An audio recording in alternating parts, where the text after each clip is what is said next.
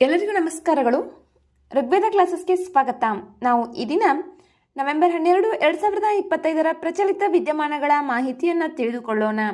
ಈಗಾಗಲೇ ಕರ್ನಾಟಕ ರಾಜ್ಯ ಸರ್ಕಾರದ ನೇಮಕಾತಿ ಆದೇಶಗಳು ಹೊರಬಿದ್ದಿದ್ದು, ಮುಂಬರುವ ಸ್ಪರ್ಧಾತ್ಮಕ ಪರೀಕ್ಷೆಗಳಿಗೆ ಪ್ರಚಲಿತ ವಿದ್ಯಮಾನಗಳ ಮಾಹಿತಿಯು ಅತಿ ಉಪಯುಕ್ತವಾಗಲಿದೆ. ಈ ವಿಡಿಯೋದಲ್ಲಿ ನಾವು ಇಲ್ಲಿ ಪಟ್ಟಿ ಮಾಡಲಾಗಿರುವ ಎಲ್ಲ ವಿಷಯಗಳ ಬಗ್ಗೆ ತಿಳಿದುಕೊಳ್ಳೋಣ.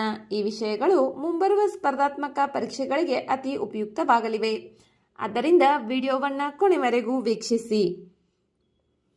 ಅದೇ ರೀತಿ ನಮ್ಮ ಚಾನಲನ್ನು ಇನ್ನೂ ಯಾರು ಸಬ್ಸ್ಕ್ರೈಬ್ ಮಾಡಿಕೊಂಡಿಲ್ಲವೋ ಅವರು ಸಬ್ಸ್ಕ್ರೈಬ್ ಮಾಡಿಕೊಂಡು ನಮ್ಮ ಚಾನಲ್ನಲ್ಲಿರುವ ಪ್ರಚಲಿತ ವಿದ್ಯಮಾನಗಳ ಮಾಹಿತಿಯನ್ನು ಪಡೆದುಕೊಳ್ಳಿ.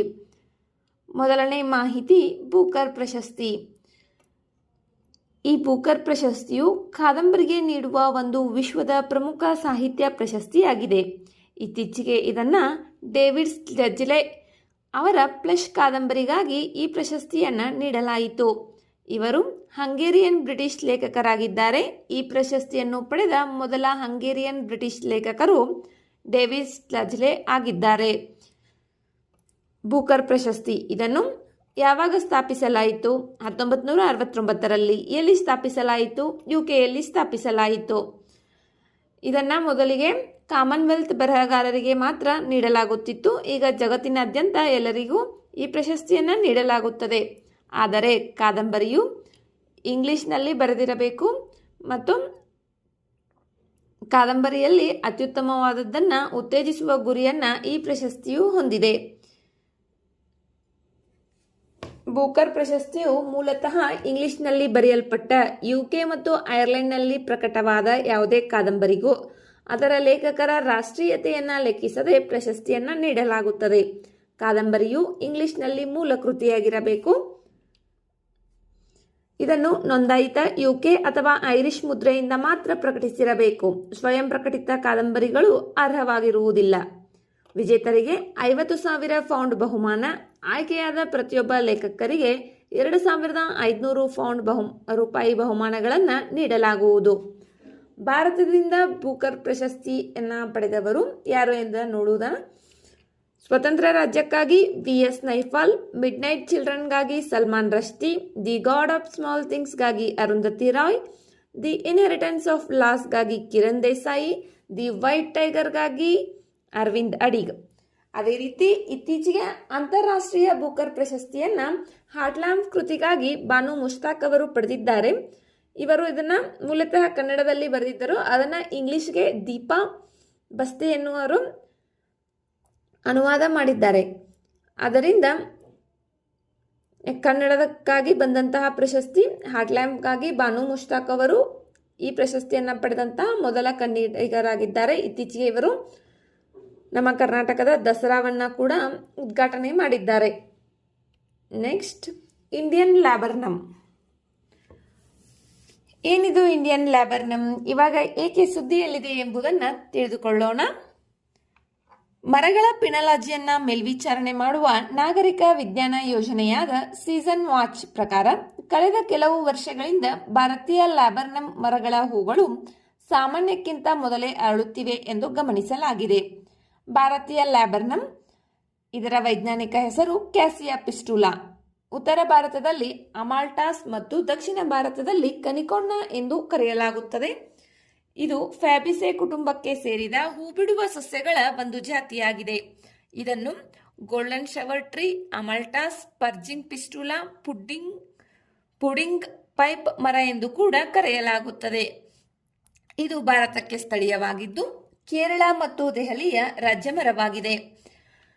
ಕರ್ನಾಟಕದ ರಾಜ್ಯ ಮರ ಯಾವುದು ಎಂಬುದನ್ನು ನೀವು ಕಮೆಂಟ್ ಬಾಕ್ಸ್ನಲ್ಲಿ ಕಮೆಂಟ್ ಮಾಡಿ. ಇದು ಮಧ್ಯದಿಂದ ದೊಡ್ಡ ಪತನಶೀಲ ಮರವಾಗಿದ್ದು 10ರಿಂದ 20 ಮೀಟರ್ ಎತ್ತರವನ್ನು ಬೆಳೆಯುತ್ತದೆ. ಇದು ಭಾರತೀಯ ಉಪಖಂಡಕ್ಕೆ ಸ್ಥಳೀಯವಾಗಿದೆ. ಆದರೆ ಇದು ಆಗ್ನೇಯ ಏಷ್ಯಾ ಮತ್ತು ಮಧ್ಯಪ್ರಾಚ್ಯ ಸೇರಿದಂತೆ ಏಷ್ಯಾದ ಇತರ ಭಾಗಗಳಲ್ಲಿಯೂ ಕಂಡುಬರುತ್ತದೆ. ಇದನ್ನು ಸಾಮಾನ್ಯವಾಗಿ ಪ್ರಪಂಚದಾದ್ಯಂತ ಉಷ್ಣವಲಯದ ಮತ್ತು ಉಪೋಷ್ಣವಲಯದ ಪ್ರದೇಶಗಳಲ್ಲಿ ಅಲಂಕಾರಿಕ ಮರವಾಗಿ ಬೆಳೆಸಲಾಗುತ್ತದೆ. ಭಾರತೀಯ ಲ್ಯಾಬರ್ನಮ್ನ ವೈಶಿಷ್ಟ್ಯಗಳು ಏನಿವೆ ಎಂಬುದನ್ನು ತಿಳಿದುಕೊಳ್ಳೋಣ. ಈ ಮಧ್ಯಮ ಗಾತ್ರದ ಪತನಶೀಲ ಮರವು ಮಾರ್ಚ್ ಮತ್ತು ಮೇ ನಡುವಿನ ಅಲ್ಪಾವಧಿಗೆ ಮಾತ್ರ ಎಲೆಗಳಿಲ್ಲದೆ ಇರುತ್ತದೆ. ಹೊಸ ಎಲೆಗಳು ಹೊಳಪಿನಿಂದ ಕೂಡಿರುತ್ತವೆ. ಪಕ್ವವಾದಾಗ ಕಳೆದುಕೊಳ್ಳುವ ಈ ಲಕ್ಷಣವು ಹೆಚ್ಚಾಗಿ ಪ್ರಕಾಶಮಾನವಾದ ಹಸಿರು ಬಣ್ಣದ್ದಾಗಿರುತ್ತದೆ. ಕೆಲವೊಮ್ಮೆ ಸಮೃದ್ಧ ತಾಮ್ರದ ಬಣ್ಣವೂ ಆಗಿರುತ್ತದೆ. ಇದು ಪೆಂಡ್ಯುಲ್ಯುಲಸ್ ಸಿಲಿಂಡರಾಕಾರದ ಹಳದಿ ಹೂಗಳ ಸಮೂಹಗಳನ್ನು ಉತ್ಪಾದಿಸುತ್ತದೆ. ಕೊಂಬೆಗಳಿಂದ ಈ ಹೂಗಳು ನೇತಾಡುತ್ತವೆ. ಹೂ ಬಿಡುವ ಅವಧಿಯಲ್ಲಿ ಹೇರಳವಾಗಿ ಅರಳುತ್ತವೆ. ಈ ಮರದ ಉಪಯೋಗಗಳು ಏನು? ತೊಗಟೆ, ಎಲೆಗಳು, ಹೂಗಳು ಮತ್ತು ಬೀಜಗಳಿಂದ ತೆಗೆದ ಇದರ ಸಾರಗಳನ್ನು ಮಲಬದ್ಧತೆ, ಚರ್ಮದ ಸ್ಥಿತಿಗಳು, ಜೀರ್ಣಕಾರಿ ಸಮಸ್ಯೆಗಳು ಮತ್ತು ಉಸಿರಾಟದ ಸಮಸ್ಯೆಗಳು ಸೇರಿದಂತೆ ವಿವಿಧ ಕಾಯಿಲೆಗಳಿಗೆ ಚಿಕಿತ್ಸೆ ನೀಡಲು ಇದನ್ನು ಬಳಸಲಾಗುತ್ತದೆ. ಇದರ ತೊಗಟೆಯನ್ನು ಬಣ್ಣ ತಯಾರಿಸಲು ಬಳಸಲಾಗುತ್ತದೆ. ಹಣ್ಣಿನ ಬೀಜದಲ್ಲಿರುವ ತಿರುಳು ಬಲವಾದ ವಿರೇಚಕವಾಗಿಯೂ ಕಾರ್ಯನಿರ್ವಹಿಸುತ್ತದೆ. ಇದನ್ನು ತಿನ್ನುವ ಪ್ರಾಣಿಗಳಿಗೆ ಇದು ಸಹಾಯ ಮಾಡುತ್ತದೆ. ಭಾರತೀಯ ಲ್ಯಾಬರ್ನಮ್ ಇದು ಕೇರಳ ಮತ್ತು ದೆಹಲಿಯ ರಾಜ್ಯ ಮರವಾಗಿದೆ. ನೆಕ್ಸ್ಟ್, ಪರಿಧಮನಿ ಕಾಯಿಲೆ. ಇದು ಹೃದಯಕ್ಕೆ ಸಂಬಂಧಪಟ್ಟಂತಹ ಕಾಯಿಲೆಯಾಗಿದೆ. ಇವಾಗ ಏಕೆ ಸುದ್ದಿಯಲ್ಲಿದೆ ಎಂಬುದನ್ನು ತಿಳಿದುಕೊಳ್ಳೋಣ. ಸಿಯೋಲ್ ವಿಜ್ಞಾನಿಗಳ ಹೊಸ ಸಂಶೋಧನೆಯು ಕರುಳಿನ ಸೂಕ್ಷ್ಮ ಜೀವಿಗಳು ವಿಶ್ವದ ಪ್ರಮುಖ ಕೊಲೆಗಾರ ಪರಿಧಮನಿಯ ಕಾಯಿಲೆಯ ಬೆಳವಣಿಗೆ ಮೇಲೆ ಹೇಗೆ ಪ್ರಭಾವ ಬೀರುತ್ತವೆ ಎಂಬುದನ್ನು ಬಹಿರಂಗಪಡಿಸುತ್ತೆ. ಆದ್ದರಿಂದ ಇದು ಸುದ್ದಿಯಲ್ಲಿದೆ. ಪರಿಧಮನಿ ಕಾಯಿಲೆ ಇದು ಸಾಮಾನ್ಯವಾಗಿ ಹೃದಯದ ಕಾಯಿಲೆಯಾಗಿದೆ. ಸಿಎಡಿಯನ್ನ ಪರಿಧಮನಿಯ ಹೃದಯ ಕಾಯಿಲೆ ಎಂದು ಕರೆಯಲಾಗುತ್ತದೆ. ಇದು ಹೃದಯಕ್ಕೆ ರಕ್ತ ಪೂರೈಸುವ ಮುಖ್ಯ ರಕ್ತನಾಳಗಳ ಮೇಲೆ ಪರಿಣಾಮ ಬೀರುತ್ತದೆ. ಇದನ್ನು ಪರಿಧಮನಿಯ ಅಪಧಮನಿಗಳು ಎಂದು ಕರೆಯಲಾಗುತ್ತದೆ. ಸಿಎಡಿಯಲ್ಲಿ ಹೃದಯ ಸ್ನಾಯುಗಳಿಗೆ ರಕ್ತದ ಹರಿವು ಕಡಿಮೆಯಾಗುತ್ತದೆ. ಪರಿಧಮನಿ ಕಾಯಿಲೆಗೆ ಸಿಎಡಿಗೆ ಕಾರಣಗಳು ಏನು ಎಂಬುದನ್ನು ತಿಳಿದುಕೊಳ್ಳೋಣ. ಅಪಧಮನಿಯ ಗೋಡೆಗಳಲ್ಲಿ ಅವುಗಳ ಮೇಲೆ ಕೊಬ್ಬು, ಕೊಲೆಸ್ಟ್ರಾಲ್, ಇತರ ಪದಾರ್ಥಗಳ ಶೇಖರಣೆ, ಅಪಧಮನಿ ಕಾಠಿಣ್ಯ ಎಂದು ಕರೆಯಲ್ಪಡುವ ಸ್ಥಿತಿಯು ಸಾಮಾನ್ಯವಾಗಿ ಈ ಪರಿಧಮನಿ ಕಾಯಿಲೆಗೆ ಕಾರಣವಾಗುತ್ತದೆ. ಪ್ಲೇಕ್ ಎಂದು ಕರೆಯಲ್ಪಡುವ ಈ ಶೇಖರಣೆಯು ಅಪಧಮನಿಗಳನ್ನು ಕಿರಿದಾಗಿಸುತ್ತದೆ. ಸಿಎಡಿ ಸಾಮಾನ್ಯವಾಗಿ ಹಲವು ವರ್ಷಗಳ ಕಾಲ ಬೆಳೆಯುತ್ತದೆ. ಈ ಕಾಯಿಲೆಯ ಲಕ್ಷಣಗಳು ಹೃದಯಕ್ಕೆ ರಕ್ತದ ಹರಿವು ಸರಿಯಾಗಿ ಆಗದಿರುವುದು, ಎದೆಯಲ್ಲಿ ನೋವು ಮತ್ತು ಉಸಿರಾಟದ ತೊಂದರೆ. ರಕ್ತದ ಹರಿವಿನ ಸಂಪೂರ್ಣ ಅಡಚಣೆಯು ಹೃದಯಾಘಾತಕ್ಕೆ ಕಾರಣವಾಗಿದೆ. ಹೃದಯಾಘಾತದ ಸಾಮಾನ್ಯ ಲಕ್ಷಣಗಳು ಎದೆ ನೋವು, ಒತ್ತಡ, ಬಿಗಿತ, ಹಿಸುಕುವಿಕೆ, ನೋವು, ಎದೆಯಲ್ಲಿ ನೋವು ಎನಿಸುವುದು ಇವು ಹೃದಯಾಘಾತಕ್ಕೆ ಲಕ್ಷಣಗಳಾಗಿವೆ. ಭುಜ, ತೋಳು, ಬೆನ್ನು, ಕುತ್ತಿಗೆ, ದವಡೆ, ಹಲ್ಲುಗಳು ಅಥವಾ ಕೆಲವೊಮ್ಮೆ ಹೊಟ್ಟೆಯ ಮೇಲ್ಭಾಗಕ್ಕೆ ನೋವು ಹರಡುವ ಸಾಧ್ಯತೆ ಇದೆ. ಶೀತ, ಬೆವರುಗೊಳ್ಳುವ ಆಯಾಸ, ಎದೆಯುರಿ, ವಾಕರಿಕೆ, ಉಸಿರಾಟದ ತೊಂದರೆ, ತಲೆ ತಿರುಗುವಿಕೆ ಇವೆಲ್ಲ ಹೃದಯಾಘಾತದ ಸಾಮಾನ್ಯ ಲಕ್ಷಣಗಳಾಗಿವೆ. ಪರಿಧಮನಿ ಕಾಯಿಲೆಯಿಂದ ಹೃದಯಾಘಾತ ಉಂಟಾಗುತ್ತದೆ. ಪರಿಧಮನಿ ಕಾಯಿಲೆಗೆ ಚಿಕಿತ್ಸೆ.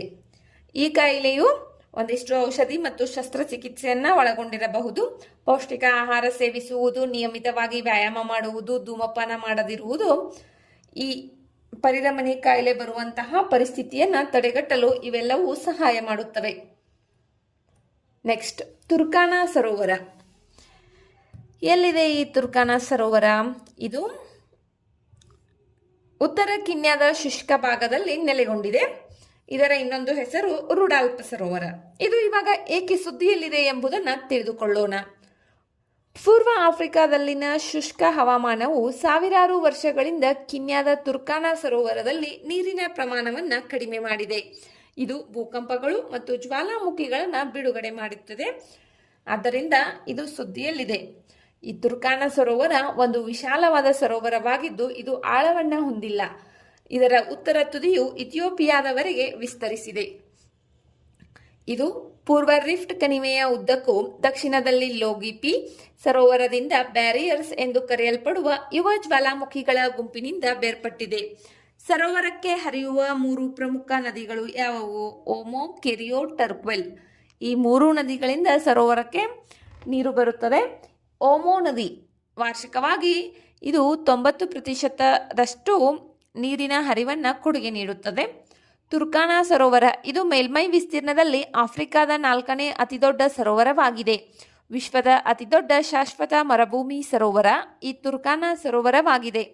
ಇದರ ಮೇಲ್ಮೈ ವಿಸ್ತೀರ್ಣ 6405 ಚದರ್ ಕಿಲೋಮೀಟರ್.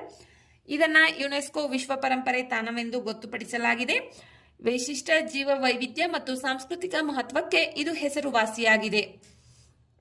ಇದು ಪೂರ್ವ ಆಫ್ರಿಕಾದಲ್ಲಿ ಅತ್ಯಂತ ಲವಣಯುಕ್ತ ಸರೋವರವಾಗಿದ್ದು ಹೆಚ್ಚಿನ ಮಟ್ಟದ ಫ್ಲೋರೈಡ್ ಮತ್ತು ಉಪ್ಪು ನೀರಿನಿಂದ ತುಂಬಿದ್ದು ಇದು ಕುಡಿಯಲು ಹೆಚ್ಚಾಗಿ ಸೂಕ್ತವಾಗಿಲ್ಲ.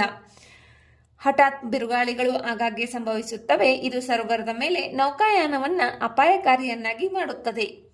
ವಿಶ್ವದ ಅತಿದೊಡ್ಡ ಶಾಶ್ವತ ಮರುಭೂಮಿ ಸರೋವರ ತುರ್ಕಾನಾ ಸರೋವರವಾಗಿದೆ. ತುರ್ಕಾನಾ ಸರೋವರ ಇದು ಪೂರ್ವ ಆಫ್ರಿಕಾದಲ್ಲಿರುವಂತಹ ಒಂದು ಸರೋವರವಾಗಿದೆ.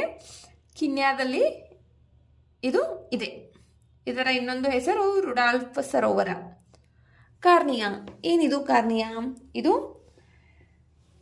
ಕಣ್ಣಿನಲ್ಲಿರ್ತಕ್ಕಂತಹ ಒಂದು ಹೊರಪದರವಾಗಿದೆ.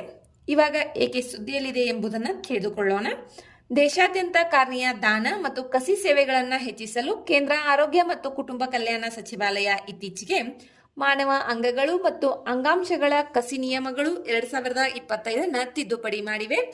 ಆದ್ದರಿಂದ ಕಾರ್ನಿಯಾ ಸುದ್ದಿಯಲ್ಲಿದೆ. ಕಾರ್ನಿಯಾವು ಕಣ್ಣಿನ ಮುಂಭಾಗದಲ್ಲಿರುವ ಸ್ಪಷ್ಟವಾದ ಹೊರಪದರವಾಗಿದೆ. ಇದು ಪಾಪೆ, ಐರಿಸ್ ಮತ್ತು ಮುಂಭಾಗದ ಕೋಣೆಯನ್ನ ಆವರಿಸುತ್ತದೆ. ಕಣ್ಣಿನ ಮುಂಭಾಗದಿಂದ ನೋಡಿದಾಗ ಕಾರ್ನಿಯಾ ಎತ್ತರಕ್ಕೆ ಸ್ವಲ್ಪ ಅಗಲವಾಗಿ ಕಾಣುತ್ತದೆ, ಏಕೆಂದರೆ ಕಣ್ಣಿನ ಸ್ಕ್ಲೇರಾ ಅಂದರೆ ಕಣ್ಣಿನಲ್ಲಿರ್ತಕ್ಕಂತಹ ಬಿಳಿ ಭಾಗ ಸ್ಕ್ಲೇರಾದ ಮುಂಭಾಗದ ಕಾರ್ನಿಯಾದ ಮೇಲ್ಭಾಗ ಮತ್ತು ಕೆಳಭಾಗವನ್ನು ಸ್ವಲ್ಪ ಅತಿಕ್ರಮಿಸುತ್ತದೆ. ಕಾರ್ನಿಯಾದ ಮುಖ್ಯ ಕಾರ್ಯ ಬೆಳಕನ್ನು ವಕ್ರೀಭವನಗೊಳಿಸುವುದು ಅಥವಾ ಬಗ್ಗಿಸುವುದು. ಕಣ್ಣಿಗೆ ಪ್ರವೇಶಿಸುವ ಬೆಳಕನ್ನು ಕೇಂದ್ರೀಕರಿಸಲು ಕಾರ್ನಿಯಾ ಸಹಾಯಕವಾಗಿದೆ. ಬೆಳಕು ಕಾರ್ನಿಯಾದ ಮೂಲಕ ಹಾದು ಹೋದಾಗ ಮಸೂರವನ್ನು ತಲುಪುವ ಮೊದಲು ಅದು ಭಾಗಶಃ ವಕ್ರೀಭವನಗೊಳ್ಳುತ್ತದೆ. ಶೈಶಾವಸ್ಥೆಯಲ್ಲಿ ಗೋಳಾಕಾರದಲ್ಲಿದ್ದರೂ ವಯಸ್ಸಿನೊಂದಿಗೆ ಬದಲಾಗುವ ಕಾರ್ನಿಯಾದ ವಕ್ರತೆಯು ಅದಕ್ಕೆ ಕೇಂದ್ರೀಕರಿಸುವ ಶಕ್ತಿಯನ್ನ ನೀಡುತ್ತದೆ. ಕಣ್ಣಿನ ಕೇಂದ್ರೀಕರಿಸುವ ಶಕ್ತಿಯ ಸರಿಸುಮಾರು 65-75% ಕಾರ್ನಿಯಾ ಒದಗಿಸುತ್ತದೆ. ಕಣ್ಣಿನ ಉಳಿದ ಕೇಂದ್ರೀಕರಿಸುವ ಶಕ್ತಿಯು ಪಾಪೆಯ ಹಿಂದೆ ಇರುವ ಸ್ಫಟಿಕದಂತಹ ಮಸೂರದಿಂದ ಒದಗಿಸಲ್ಪಡುತ್ತದೆ. ಕಾರ್ನಿಯಾದ ನಿರ್ದಿಷ್ಟ ಆಕಾರವು ನಿಮ್ಮ ದೃಷ್ಟಿ ಹೇಗೆ ಕಾರ್ಯನಿರ್ವಹಿಸುತ್ತದೆ ಮತ್ತು ಕೆಲವು ನೇರಳಾತೀತ ಕಿರಣಗಳನ್ನು ಶೋಧಿಸುತ್ತದೆ ಎಂಬುದರ ಮೇಲೆ ಪ್ರಮುಖ ಪಾತ್ರ ವಹಿಸುತ್ತದೆ. ಇದರ ಅಂಚುಗಳನ್ನು ಹೊರತುಪಡಿಸಿ ಕಾರ್ನಿಯಾದಲ್ಲಿ ಯಾವುದೇ ರಕ್ತನಾಳಗಳಿಲ್ಲ, ಆದರೆ ಅದು ಅನೇಕ ನರಗಳನ್ನು ಹೊಂದಿರುತ್ತದೆ. ನೋವು ಅಥವಾ ಸ್ಪರ್ಶಕ್ಕೆ ಬಹಳ ಸೂಕ್ಷ್ಮವಾಗಿರುತ್ತದೆ. ಸಣ್ಣ ಪುಟ್ಟ ಸವೆತಗಳಿಂದಲೂ ಕಾರ್ನಿಯಾ ಬೇಗನೆ ತನ್ನನ್ನು ತಾನು ಸರಿಪಡಿಸಿಕೊಳ್ಳುತ್ತದೆ. ಕಾರ್ನಿಯಾಗಳು ತಮ್ಮ ಕಣ್ಣಿನ ಮೇಲ್ಮೈಗೆ ರಕ್ಷಣೆಯ ಮೊದಲು ಸಾಲು ಆಗಿರುವುದರಿಂದ ಅವು ಗಾಯಗಳು ಮತ್ತು ಹಾನಿಗೆ ಗುರಿಯಾಗುತ್ತವೆ. ಆದಾಗ್ಯೂ ಆಳವಾದ ಸವೆತಗಳು ಕಾರ್ನಿಯಾದ ಮೇಲೆ ಗುರುತುಗಳನ್ನು ಉಂಟು ಮಾಡಬಹುದು. ಇದು ಕಾರ್ನಿಯಾವು ತನ್ನ ಪಾರದರ್ಶಕತೆಯನ್ನು ಕಳೆದುಕೊಳ್ಳಲು ಕಾರಣವಾಗುತ್ತದೆ. ಇದು ದೃಷ್ಟಿಹೀನತೆಗೂ ಕಾರಣವಾಗುತ್ತದೆ. ಕಾರ್ನಿಯಾದ ಕಸಿ ಮತ್ತು ದಾನ ಸೇವೆಗಳನ್ನು ಹೆಚ್ಚಿಸಲು ಕೇಂದ್ರ ಆರೋಗ್ಯ ಮತ್ತು ಕುಟುಂಬ ಕಲ್ಯಾಣ ಸಚಿವಾಲಯ ಮಾನವ ಅಂಗಾಂಗಗಳು ಮತ್ತು ಅಂಗಾಂಶಗಳ ಕಸಿ ನಿಯಮಗಳನ್ನು ತಿದ್ದುಪಡಿ ಮಾಡಿದೆ. ಆದ್ದರಿಂದ ಇದು ಸುದ್ದಿಯಲ್ಲಿದೆ. Next, Ethiopia. ಇದು ಪೂರ್ವ ಆಫ್ರಿಕಾದಲ್ಲಿರುವಂತಹ ಒಂದು ದೇಶವಾಗಿದೆ. ಇಲ್ಲಿದೆ ನೋಡಿ ಇಥಿಯೋಪಿಯಾ. ಇದು ಇವಾಗ ಏಕೆ ಸುದ್ದಿಯಲ್ಲಿದೆ? COP32 ಹವಾಮಾನ ಶೃಂಗಸಭೆಯನ್ನ 2027ರಲ್ಲಿ ಇಥಿಯೋಪಿಯಾ ಆಯೋಜಿಸುವ ಸಾಧ್ಯತೆ ಇದೆ. ಅದರ ಬಗ್ಗೆ ಶೀಘ್ರದಲ್ಲೇ ದೃಢೀಕರಣ ಹೊರಬೀಳಲಿದೆ. ಆದ್ದರಿಂದ ಇದು ಸುದ್ದಿಯಲ್ಲಿದೆ. ಇದು ಆಫ್ರಿಕಾದ ಕೊಂಬಿನಲ್ಲಿರುವ ಅತಿ ದೊಡ್ಡ ಮತ್ತು ಹೆಚ್ಚು ಜನಸಂಖ್ಯೆ ಹೊಂದಿರುವ ದೇಶವಾಗಿದೆ. ಹಾರ್ನ್ ಆಫ್ ಆಫ್ರಿಕಾ ಅಂತ ಹೇಳ್ತೀವಲ್ಲ, ಅಲ್ಲಿರ್ತಕ್ಕಂತಹ ಒಂದು ಅತಿ ದೊಡ್ಡ ದೇಶ, ಅತಿ ಹೆಚ್ಚು ಜನಸಂಖ್ಯೆಯನ್ನ ಹೊಂದಿರುವಂತಹ ದೇಶ ಇಥಿಯೋಪಿಯಾ. 1993ರಲ್ಲಿ ಕೆಂಪು ಸಮುದ್ರದ ಉದ್ದಕ್ಕೂ ಇದ್ದ ತನ್ನ ಹಿಂದಿನ ಪ್ರಾಂತ್ಯವಾದ ಎರಿಟ್ರಿಯಾದ ಪ್ರತ್ಯೇಕದೊಂದಿಗೆ ಇಥಿಯೋಪಿಯಾ ಈ ದೇಶ ರಚನೆಯಾಗಿದೆ. ಇಲ್ಲಿದೆ ನೋಡಿ, ಎರಿಟ್ರಿಯಾದಿಂದ ಪ್ರತ್ಯೇಕಗೊಂಡು ಇಥಿಯೋಪಿಯಾ ರಚನೆಯಾಗಿದೆ. ಇದು ಉತ್ತರಕ್ಕೆ ಎರಿಟ್ರಿಯಾ, ಈಶಾನ್ಯಕ್ಕೆ ಜಿಬೌಟಿ, ಪೂರ್ವಕ್ಕೆ ಸೋಮಾಲಿಯಾ, ದಕ್ಷಿಣಕ್ಕೆ ಕೀನ್ಯಾ, ಪಶ್ಚಿಮಕ್ಕೆ ದಕ್ಷಿಣ ಸುಡಾನ್ ಮತ್ತೆ ವಾಯವ್ಯಕ್ಕೆ ಸುಡಾನ್, ಈ 6 ದೇಶಗಳಿಂದ ಸುತ್ತುವರೆದಿದೆ. ಇಥಿಯೋಪಿಯಾದ ರಾಜಕೀಯ ವ್ಯವಸ್ಥೆಯು ಪ್ರಜಾಸತ್ತಾತ್ಮಕ ಗಣರಾಜ್ಯವಾಗಿದೆ. ಇದರ ರಾಜಧಾನಿ ಅಡಿಸ್ ಅಬಾಬಾ. ಇದರ ಕರೆನ್ಸಿ ಬಿರ್. ಅಪಾರ್, ಅಹರಿಂಗ್, ಒರೋಮೋ, ಸೊಮಾಲಿ ಮತ್ತು ಟಿಗ್ರಿನ್ಯಾ ಇಲ್ಲಿ ಮಾತನಾಡುವಂತಹ ಭಾಷೆಗಳಾಗಿವೆ. ಈ ದೇಶವು ಖಂಡದಲ್ಲಿ ಅತ್ಯಂತ ಒರಟಾದ ಮತ್ತು ಸಂಕೀರ್ಣವಾದ ಸ್ಥಳಾಕೃತಿಗಳನ್ನು ಹೊಂದಿದೆ.